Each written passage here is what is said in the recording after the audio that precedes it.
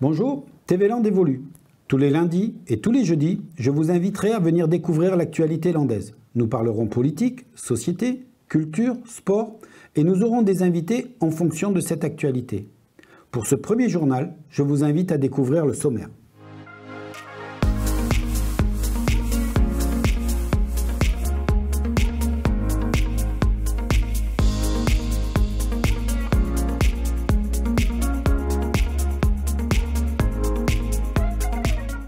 Notre premier reportage concerne les inondations que nous avons eues cet hiver.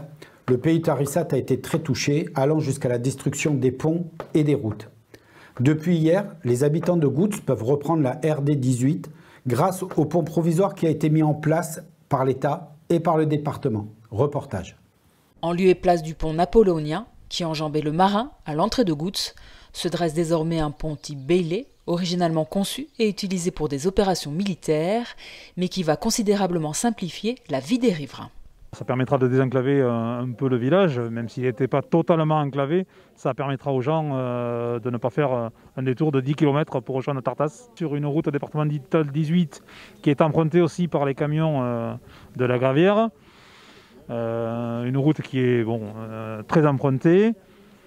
La plupart des gens prennent aussi la petite route communautaire, dite route des écureuils, où il est très difficile de se croiser.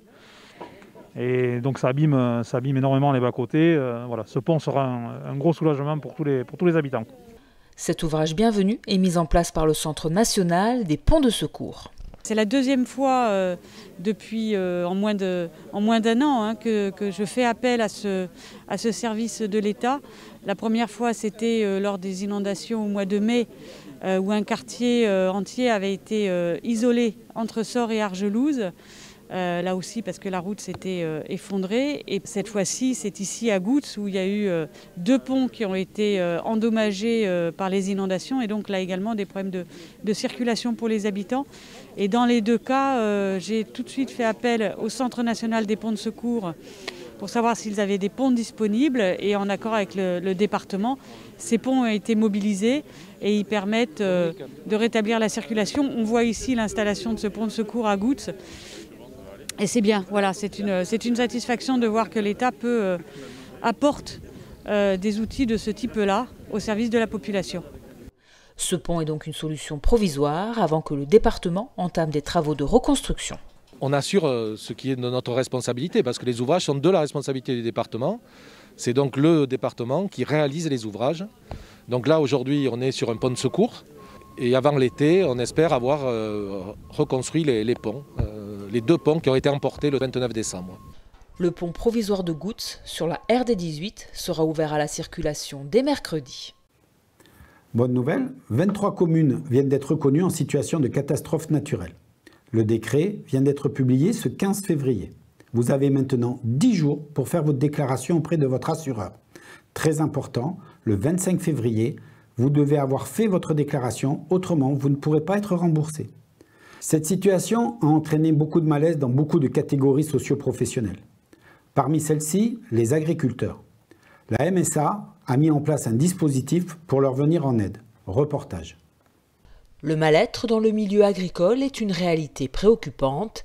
À la MSA Sud-Aquitaine Landes-Pyrénées-Atlantiques, administrateurs et services sociaux se mobilisent déjà depuis plusieurs années pour venir en aide à leurs ressortissants en détresse, à l'image de Jean, éleveur de bovins et de canards, victime d'épuisement professionnel en 2017. En fait, le métier d'agriculteur a énormément évolué tout au long de ma carrière professionnelle et aujourd'hui, on a trop tendance à être la tête dans le guidon et suivant notre activité, suivant les problèmes qui surviennent sur l'exploitation, j'ai pu me rendre compte que on avait des moments de faiblesse où on ne prenait pas assez de recul sur notre travail, sur notre famille. Et c'est en 2017, donc j'ai eu des problèmes, un burn-out.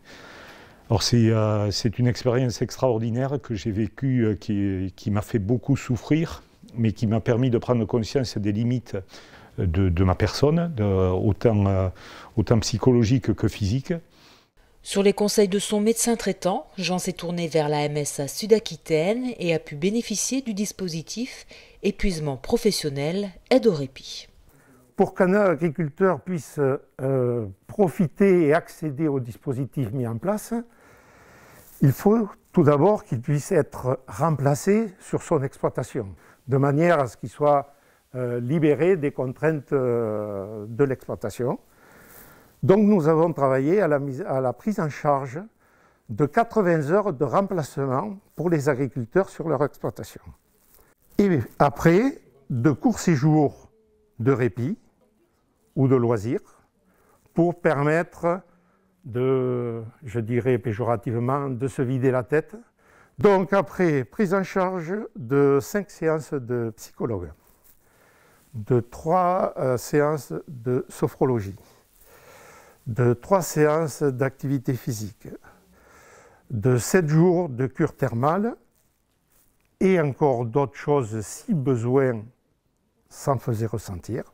La MSA dispose donc de plusieurs solutions afin de permettre à ses ressortissants en souffrance de prendre du recul et ainsi reprendre pied. C'est permettre à l'exploitant, aux salariés, de souffler, de, comme on peut dire, sortir le nez du guidon, de prendre du recul par rapport à sa situation et de prendre le temps de réfléchir pour la suite. Donc après, cette aide peut se traduire de différentes façons et chaque suivi et accompagnement est adapté à la situation, à ce que la personne souhaite travailler, au répit qu'elle veut prendre ou pas et aux questionnements qu'elle a ou ceux qui peuvent être amenés lors de notre accompagnement. Salariés ou exploitants agricoles, rattachés à la MSA Sud-Aquitaine Landes-Pyrénées-Atlantiques, ne restez pas seuls face à vos difficultés et n'hésitez pas à appeler le service social. Des professionnels seront à votre écoute. Maintenant, nous allons passer à l'agenda. Nous allons commencer par l'initiative du groupement scolaire Saint-Jacques-de-Compostelle. Ne pouvant pas cette année faire une visite physique comme ils en ont l'habitude, ils vous proposent de venir les découvrir le mercredi 24 février, où vous pourrez, à travers Internet, discuter avec eux et ils vous feront découvrir l'établissement. N'hésitez pas à les contacter pour avoir plus d'informations.